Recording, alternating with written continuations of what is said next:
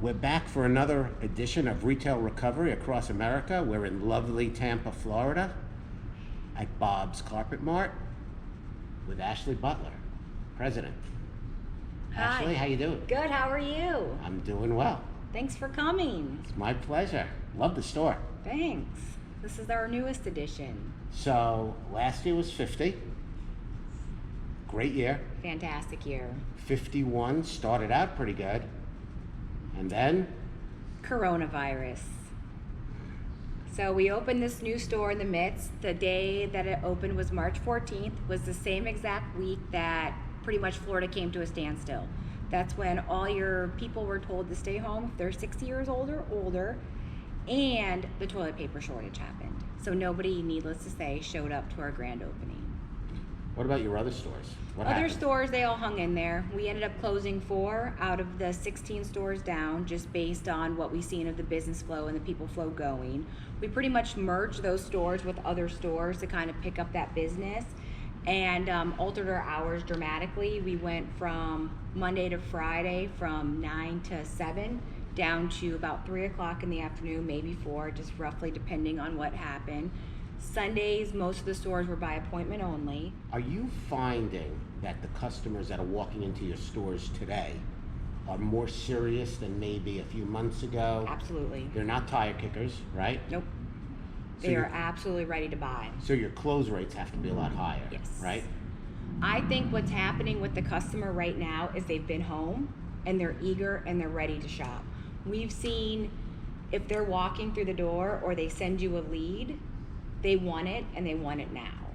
Do you feel that there's a lot of pent-up demand? I think so. I think we're going to see the increased pickup here shortly over time. I mean, summers have been canceled, vacations everywhere. Like I said before, the consumer's spending more time at home. So the more that we're kind of in their face, and that's the funny thing, Steve, like we're not in their face right now, but we're kind of starting to see the trend. Hopefully with everyone being home and realizing that they have nowhere to go, they're getting all these refunds and Let's say I'm a retailer somewhere in this country. I'm a small retailer, not the size of Bob's. What advice would you give me to get customers into the store right now and to preserve my business going forward? Well, that's the same thing that I have this conversation with my sales staff every week with the internet leads and the walk-ins. I tell them that they have to sell themselves, they have to sell the company, they have to say, hey, we're gonna be here in another 50 years, we have the best warranty, we can offer the support, we stand behind our brand and our name 100%. We have partnerships and relationships with these bigger mills, actually not even just the bigger ones, everybody that a lot of people don't have. So the guy across the street might not be here tomorrow. And if there's an issue or whatnot, we're here to do it. When you start your advertising up in full force soon, will the message change? The message is going to ultimately be the same. We might put a kicker in here or there of, hey, you know, something funny like been living on your floors, spent a lot of time, you know, something cutesy like that.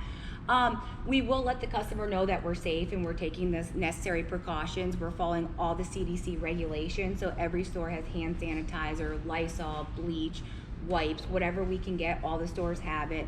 They are required to wipe down the surfaces, whether it's a desk or a piece of vinyl, laminate, wood, you name it.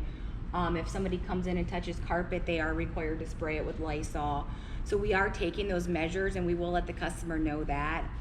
Other than that, we're just gonna, you know, still kick it and keep on being the same, because I don't think that, you know, that should change anything really. Do you feel that business will have changed permanently in any way, shape, or form? I do. In what way? I think you're going to see the customer have the more of the demand of you coming to them, that they don't want to come in anywhere. They want you to come to them. They want what they want with you. And if you don't have that, then they're going to move on. What about shop at home? Is that a big deal for you? Is that a focus for you going forward? Is that something you think the consumer is going to want? It is an absolute focus for us. We just started in the last 2 months advertising more shop at home. We're in the process of getting the vans out and full-fledged. We have been advertising in our local magazines and newspaper shop at home. That's about 50-50 for us right now, because some, like I said, like haven't skipped that beat. They're still ready to come in because they want to see everything that we have. There's something else that I know has been going on too. I mean, people are migrating from the big cities. They're going other places. They're going to North Carolina. They're going to Florida.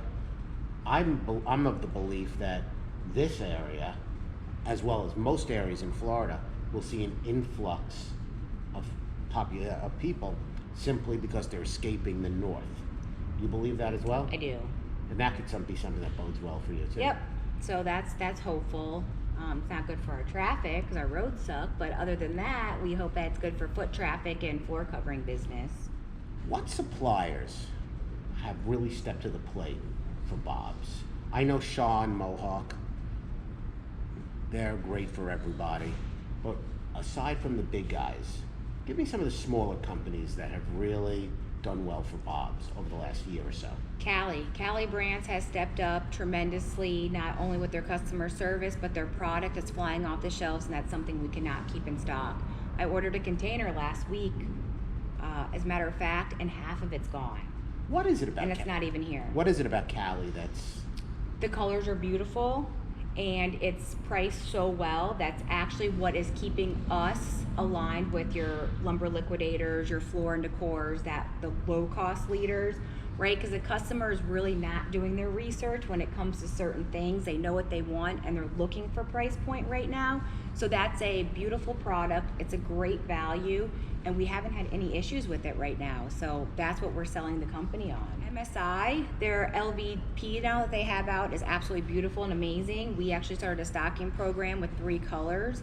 That is at a very hot price point right now. It's a very good looking product. We do a lot of them, and they've all stepped up. You know, they've been there, they've been good partners.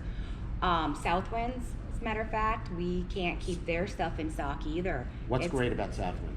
Oh, their customer service is amazing.